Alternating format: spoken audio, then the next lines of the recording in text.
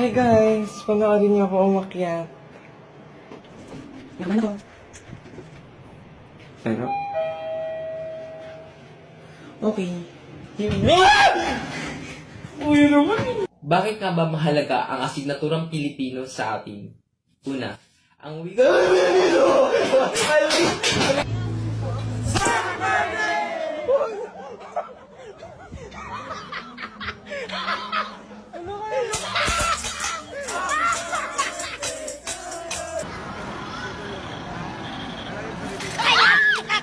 Nay natukak, ukinam, animal ka, ay basto ka.